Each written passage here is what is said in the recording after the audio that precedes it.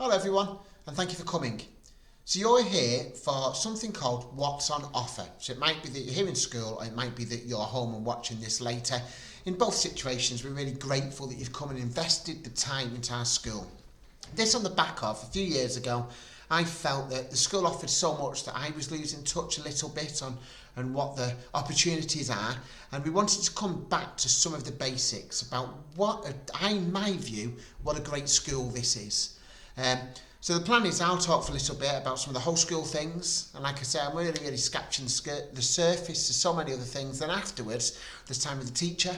Teacher will talk about when PE kit is due in, important messages that they want to provide, and then at the end you can ask them questions.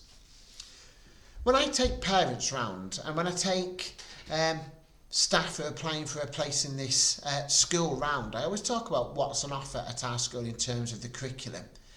And I guess what I really want to say to you all is Kings Road is a spectacular school, every aspect of it.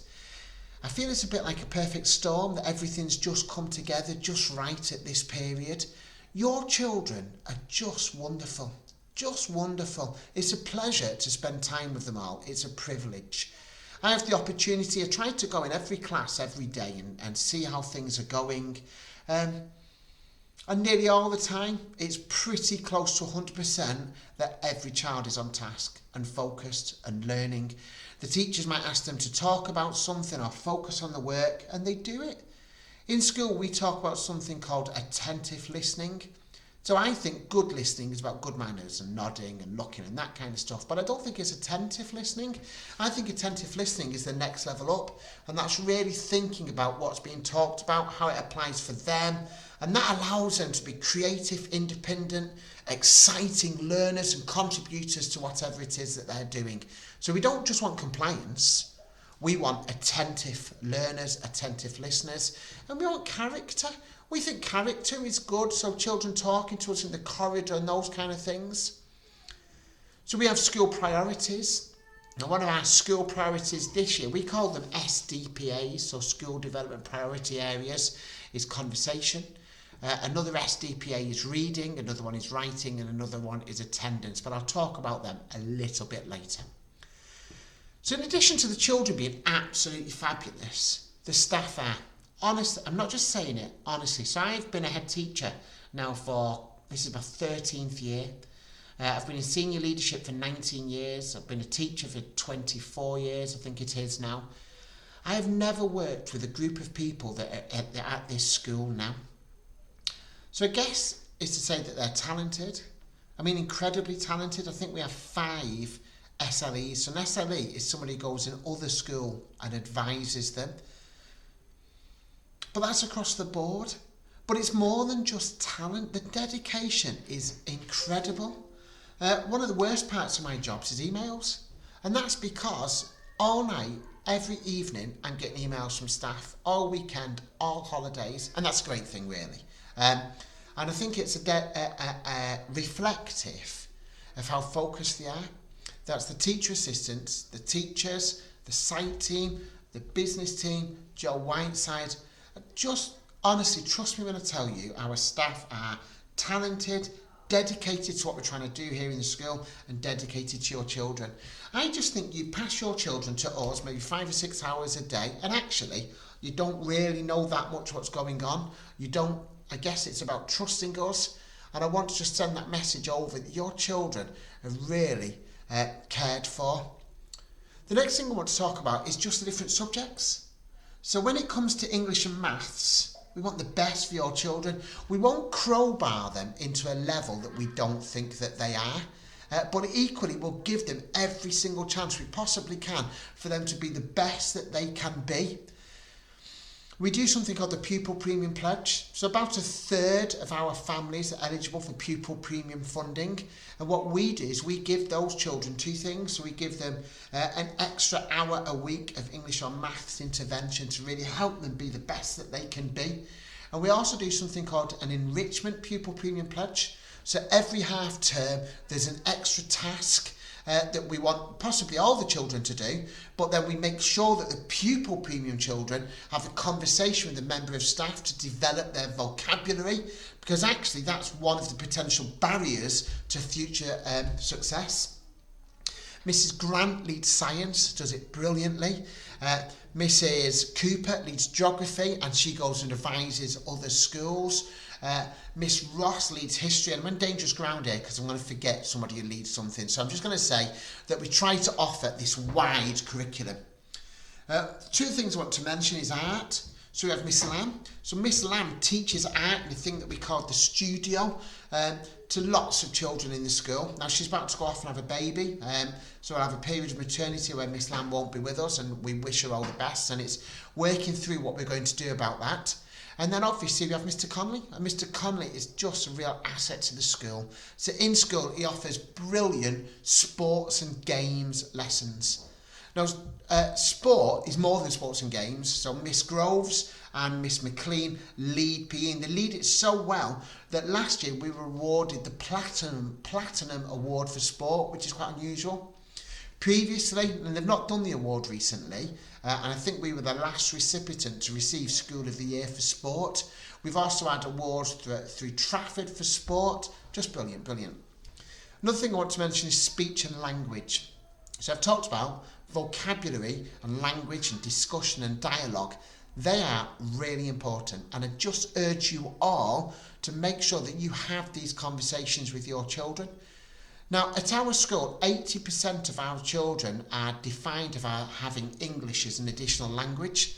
The national average is 20%, and we think that's brilliant because we think it just brings to our school this unique set of different cultures and histories and viewpoints, and it makes it fascinating. That's one of the reasons our school is as good as it is, I think. Now, it may be that as a parent that you don't speak English very well, in which case you probably don't know what I'm saying now. However, if that's the case, still converse with your children in your home language. We think that's important. Now, if you're able to develop children's English ability through conversation, we ask you to do that as well. So at the end of the day, talk to them. How's your day gone? And don't just allow, it's been okay. Try and get more from them. What was okay about it? What went well? What didn't go well? And those conversations. The other thing I talk about is opportunities. So we think giving children enriching lives really helps every aspect of their life. We've got Longford Park just down the road. Don't let them, and don't you spend your life watching telly or on games of that kind of stuff. Get up, get out and about, talk about it, sniff, smell the flowers, appreciate the weather, whether it's snow or frost or sun or wind or whatever it is. Now, if you've got young children, research shows us that that vocabulary gap is massive in terms of under-attainment when the children get older, and also in terms of the jobs that they're going to go to, university they may or may not go, and all of those kind of things. So we all implore you, talk to your young children, play with them, and develop that language in them, because that, honestly, to all of you, that is a massive difference maker. We have a speech and language therapist specialist in our school, and that's Mrs. Patel, and she works with some families and she's brilliant. Somebody else we have in our school is Joe Whiteside. So I am something that's called the designated safeguarding lead, and we want to make sure in our school all children are safe. Now what that means is we have to 100% of the time follow up if there's any concerns that we have. It's nothing personal, but we have to do that. That's what we're told to do through a document called Keeping Children Safe in Education. Now, if we've got any further questions, it may well be that we have to speak to Trafford Social Care, which isn't a massive worry. It might be about just investigating something or looking into something, or it might be that a family needs a bit of support to help them be the best that they can be for their children. It's nothing personal, but it's something that we will always, and I think unapologetically, follow up on. So I'm the designated safeguarding lead, and then Miss Grimsley is the deputy designated safeguarding lead, as is Joe Whiteside. We have a strong safeguarding team in our school. Mrs. Whiteside is our children and families officer, and that's open to everybody. Now, one of the honours of my role is, I suppose, that people talk to me, so whether that's staff or whether it's families, and I want to just encourage you that if you've got issues going on in your family, it isn't just you. Most of us do. I do. Most of the staff do. We all have issues in our families. So don't be afraid to pick up the phone and give Miss Whiteside a ring, and she'll help you where she can.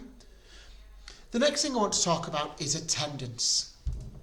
We have to get attendance up in this school.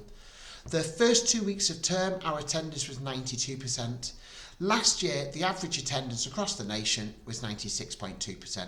Being 4.2% behind the national average is just not good enough. A third of our school, our children are deemed as being persistently absent. That means 10% off. I did some research a few years back to have a look at what the impact is. The impact is massive. The impact on well-being, first of all, is huge. Now, if you've ever missed some days of something, it could just be one day of a club that you belong to, and you go back, you're on your back foot. You feel a bit lost. What have I missed? Imagine a child missing 10% of their education. We have to get on top of this. So their well-being, their friendship, their social health is massively impacted. Obviously, their academic level, their progress and attainment is massively impacted. We won't authorise holidays for anybody. We're in a position where we just can't do that. Now, it may well be that a child is ill. We'll keep them off. We don't want children in school if they are poorly. However, I think for some of our families, the threshold is too, is it low or high? Where you're saying that the children get up in the morning, I don't fancy it today, don't feel quite right, and they're being allowed to stay off. You're doing them no good whatsoever. We all want our children to be a success. And the values of resilience and perseverance, the values of getting into school when you're not feeling quite 100%, that's critical. And if you're giving in to parents in terms of to children in terms of attendance, honestly, you're doing them no good. The other thing that we absolutely have to address is punctuality. This is a key value. Children being in school on time is critical. And I'm sorry, it's not a child issue.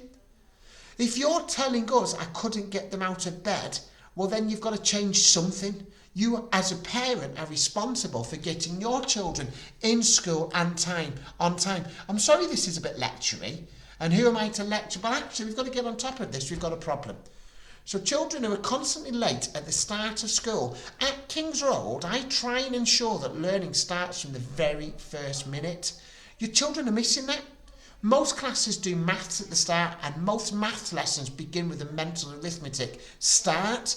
If your child is arriving late, they're missing that every day, and that's having an impact. The other thing is punctuality after school. Parents, you need to be at school at the end of the day on time. It's not acceptable for children to be left and teachers to be supporting children after school. So make sure, please, you're on time. We think that's really important. We have got processes in place. So if parents are constantly late, then we will ask Janice and the after school club to look after them, and then parents will be charged for that. The next thing I want to talk about is some of our school values. And you may see behind that, I've just put this up on the screen. I know you can't read it, it's all over the place. It's on our website. What we think is really important is that we make our children, and the middle section on this is what we want our school to be. We want our school to be warm, loving, caring, everyone to belong to the school, teamwork and family. They are critical elements of their school, and that's what we call our ethos. On this side, there are values. So we think it's important, in order to achieve our vision, that our values are equality, happiness, respect, positive attitude, curiosity and honesty. So we think that's really important. And then the next thing is golden aims. I'm not going to read through them because some of them are quite wordy, but I think that's what is the crux of our school. They are displayed in our foyer, they're displayed in our hall, they're displayed all over the place, and they're on our website. The next thing I want to talk about is excellence without compromise. So Miss Grimsey and I started in September 2015, and one of the things we felt it was really important to put in place right at the start is excellence without compromise. What that means is, for every person in this school, and I purposely use person rather than child or adult, we think for everyone we want excellence in every area. As I said earlier, that doesn't mean crowbarring children into attainment levels that they shouldn't be, because that does them no good. But what it absolutely does mean is a driven ambition from everybody in this school to try and help these children to be the best that they can be in every single area. In their English and their maths and their science, but also in their art and their drama and their geography and their PE and their outdoor adventurers. Their values, their vision, their manners, how they eat, all of these things, we want excellence in every area, and all of us strive for that.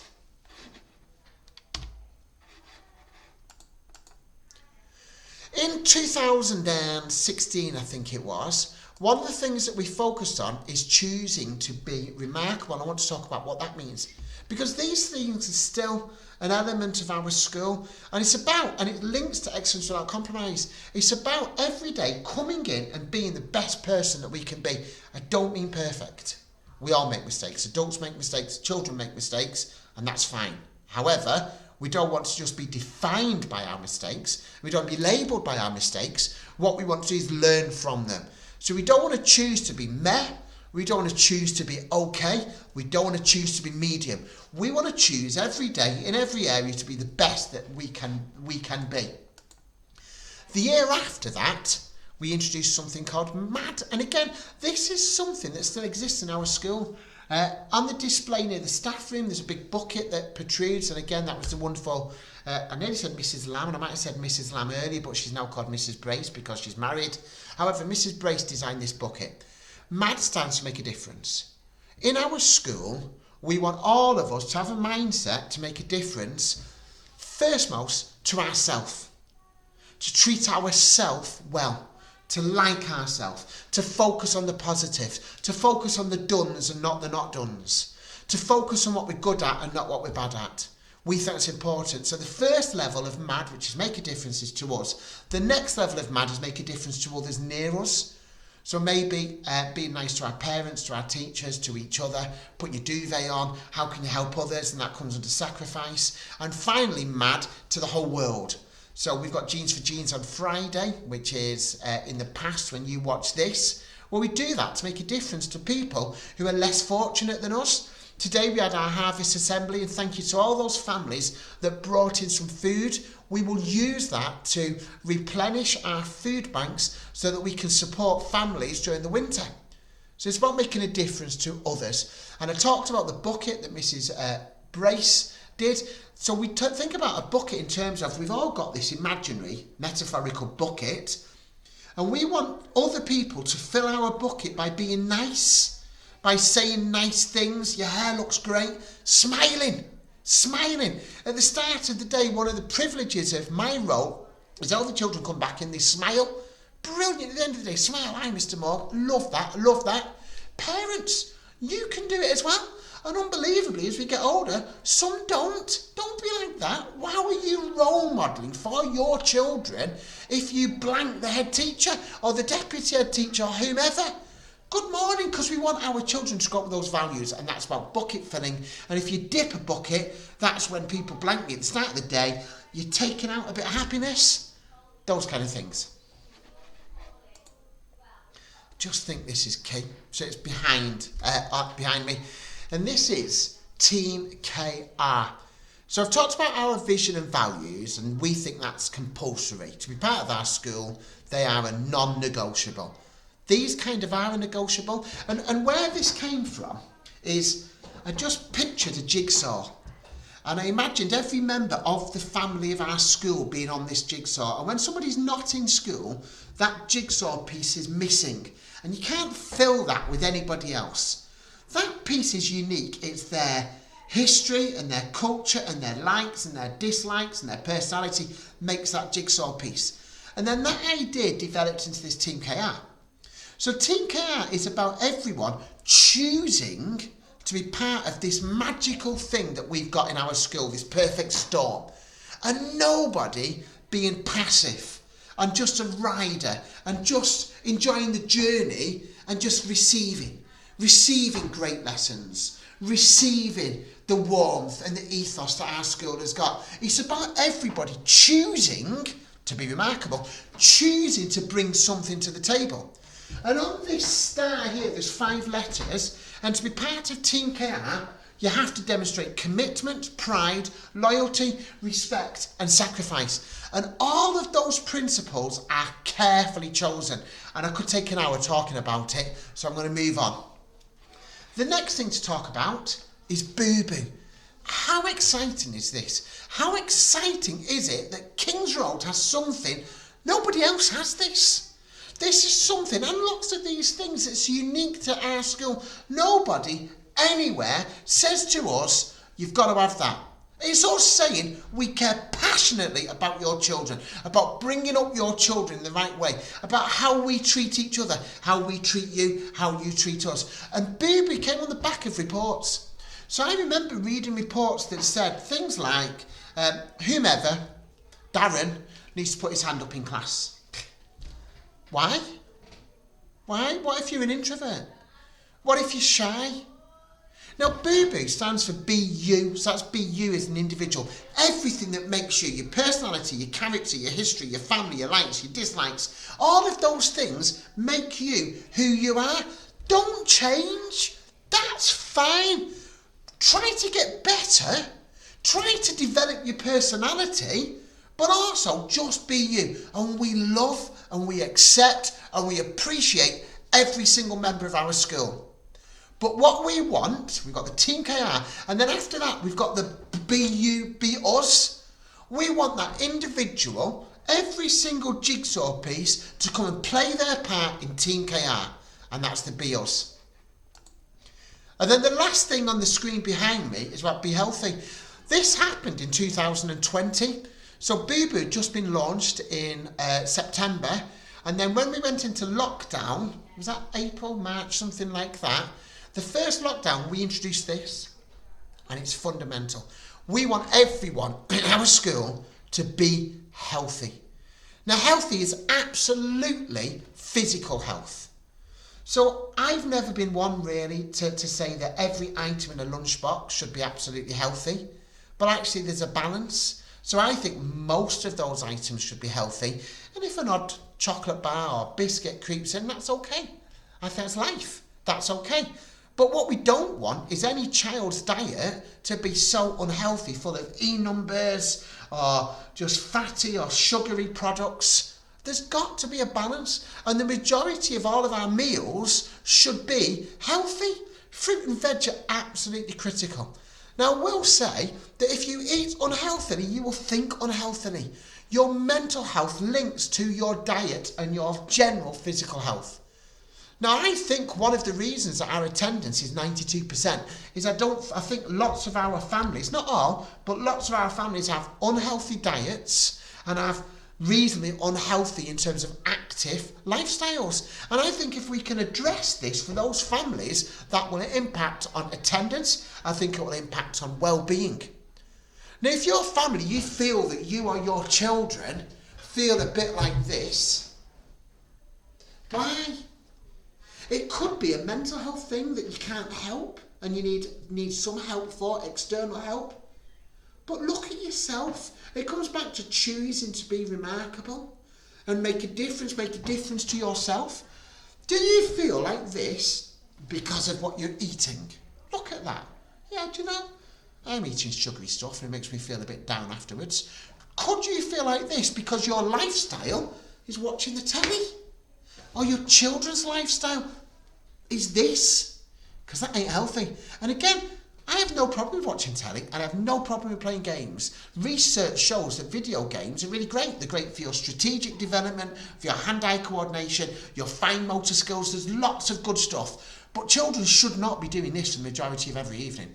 Absolutely not. And I don't mind debating that with anybody. Being outside, the fresh air, the walking, the running, looking at Longford Park, all those kind of things. Playing is great. Helps you aerobically to be fitter, but it also helps your emotional health.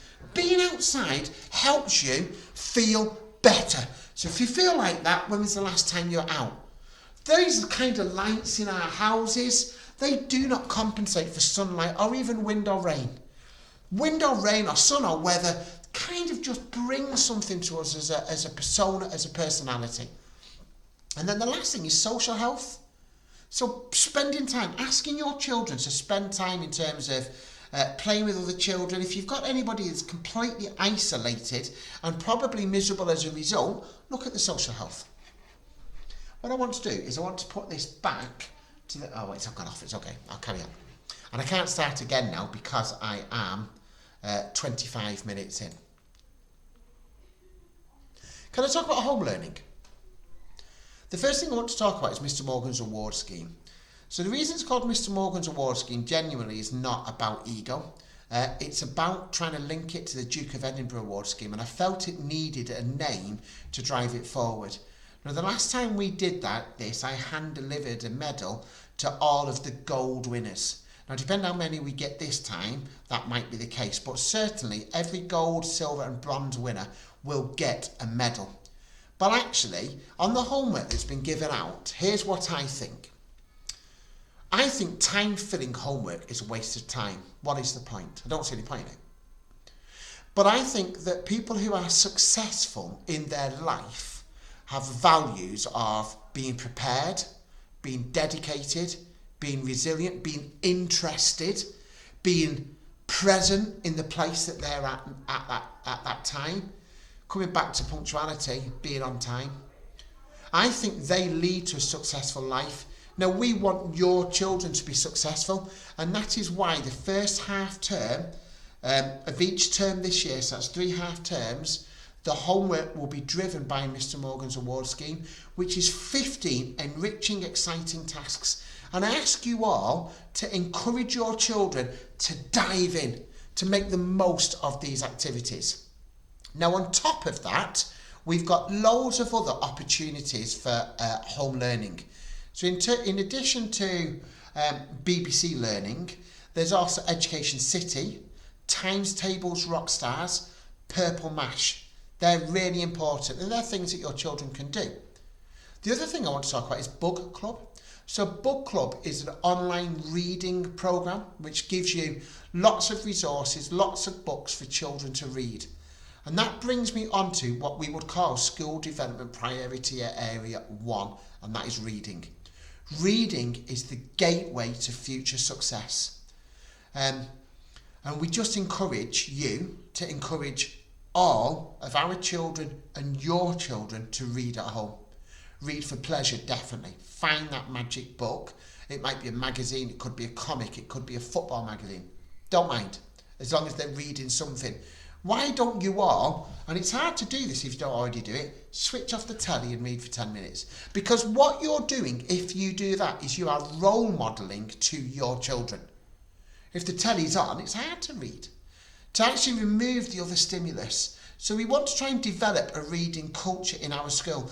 In addition to that helping mental health, because it's a peaceful, quiet, contemplative task that you can do, it also helps their academic attainment.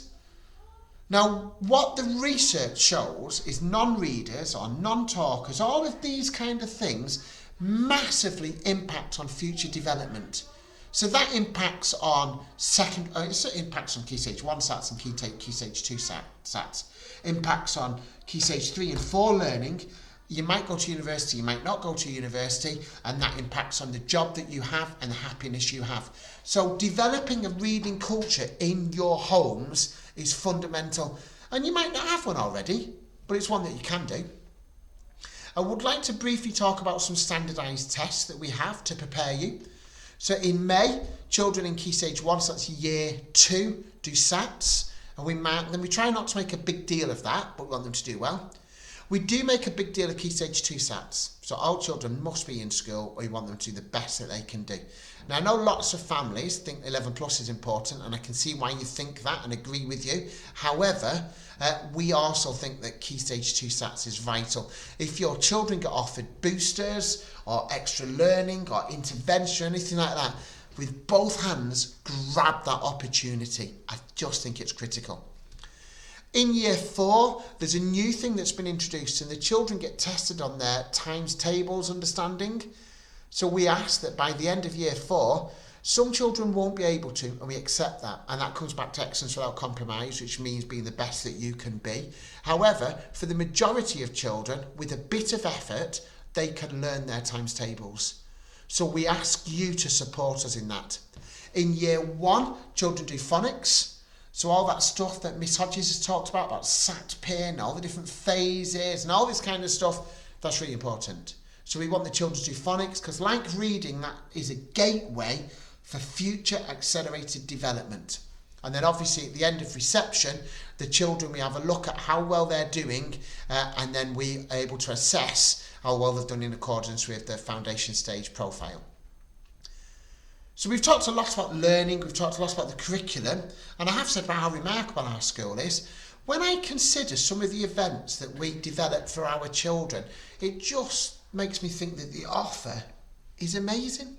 The offer that your children have in this school is amazing, and the impact on the staff is that they are whacked. They are exhausted at the end of every term because they put in so much. So this term we have an Eisteddfod for Key Stage 2, I think it is, on the 28th of September, and Key Stage 1 on the 12th of November. That comes from a Welsh heritage, and in Wales it's kind of a poetry, English arts, music festival. What we do is we make it about kind of oracy, so that's a celebration of the written word where a child might read their work or read a classic piece of literature. On the 21st of October we have Grandparents' Day. So that's where we invite grandparents to come and we celebrate them, and that tends to be in the afternoon.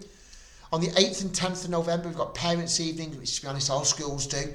We do it online to start off with, and that's one of the things that we think we developed through COVID. The second one is face-to-face, the first one is online. 24th and 25th of November is King's Got Talent.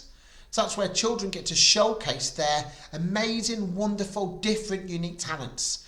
So I encourage you, if it's their personality, so for Boo Boo, some people it isn't, but if it's their personality to show this, then that's a great opportunity to do it. I'm going to have a drink, excuse me. On the 8th of December, we have our Winter Fair. On the 9th of December, it's Christmas Jumper Day. On the 13th and 15th of December, it's the Year 3 Nativity. During the year, some of the other events that are happening is just amazing. We have our Olympics. So the children compete in school to try and be the best runner, jumper and thrower they can, and the best ones then will go to Longford Park. And if I'm honest, I've not booked that yet, and I need to, and I don't want to make a promise that I can't fulfil, but I do remember being told that they're resurfacing the track, so if we can, we'll go to Longford Park. Mantle of the Expert this year is in February, one of the biggest weeks of the year. We've got British Science Week, we've got loads of science specialist days coming up, including World Wildlife Day. We have Word Day, which is where the children come dressed as a word, and that comes back to vocabulary and conversation and dialogue and narrowing that vocabulary gap. One of our new things that we've introduced this year is a bigger celebration of Eid and Baisakhi. Now I have to say we've got lots and lots of different religions across the school, so please understand that we can't go all in with all of them. We don't have the time, but we try to be as inclusive and driven by equality as possible, that everyone is celebrated. One of the things that we think we will pick up across the school is Heritage Days. So if we've got a Kenyan family, an Afghan family, whatever, that we want them to come in and really celebrate all of that. I've just had a message off Miss Gibson, Miss Hussain should I say, who's pushing for a special art celebration that's about to happen. So it's a good example that all of our subject leads are really driving. We've got a summer picnic coming up, Difference Day at the end of the year. We've got a field work week, which we did last year, which is where we go out and do some field work. I've got 4 more things I want to talk through. At the end of this half term, we want to give out questionnaires. And we think it's important that we develop, but can I ask you, if you've got something negative to say, not to wait until the questionnaire? We're human beings, we're invested in this. Miss Grimsey hates it when I do questionnaires. She always says I take it always very badly, because I want our school to be the best that it can be. So if you've got something you don't think is going well, don't wait to a questionnaire and smash us through the questionnaire. Come and talk to us beforehand. One of the reasons I say that is this is might be an Ofsted year. So we were Ofsteded in January 2018. And lots of schools have done it's up to 7 years. It could be another 2 years away. But in my head, our window opens up, and I'll use the questionnaires as evidence for Ofsted. So I ask you really to help us out in that situation. I have to talk through parking. So I talked before about emails being a difficult part of my job because it's incessant. I can get dozens and dozens of emails every night. But if I was to say the worst part of my job, it's parking. We ask you not to park on Warwick Court, and I don't know why you do. We just ask parents not to, and that's to keep children safe.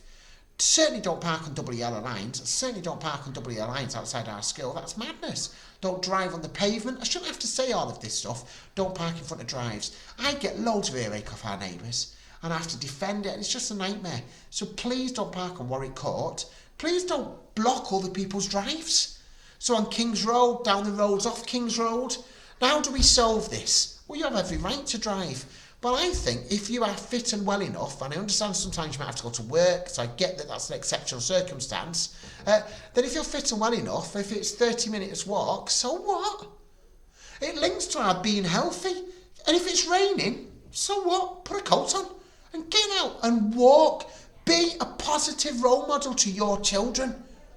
Be healthy. I'm begging you all to reduce the traffic. Last year when I walked to school week, I walked to school every day. That's 5 days, and I live 11 and a half miles away because I wanted to be a role model. I wanted to influence our families to walk. Now I know what will happen. Some won't.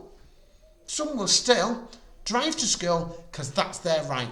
And they'll park in front of someone's drive because that's their right. Can't influence it. I can't influence those people who have those values. But what I can say is let's reduce it. I just ask you all to consider. The last thing is conflict. Not good at conflict. I don't think any of us are really. And we get stuff wrong. So if we do something wrong, that's okay. Come and talk to us. Do you know something? Sometimes your children might not have an accurate retelling of the story. So I just encourage you all to come and talk to us. What I won't have in any circumstance, in any place, in this school, is disrespect in terms of raised voices or bad language or anything like that. If anything like that happens, a teacher to you or you to a teacher, you will be asked not to enter this premises again. And I have done that, and I will do it again because I think respect is really important. So this should have been 10 minutes, and I know I'm now 37 minutes and 37 seconds. I want to thank you all for listening. Now your teachers will talk to you, and if you've got any questions, Boo Boo says you can ask out loud, and that's fine if that is your character, or you might want to ask later. Thank you for listening to me, everybody.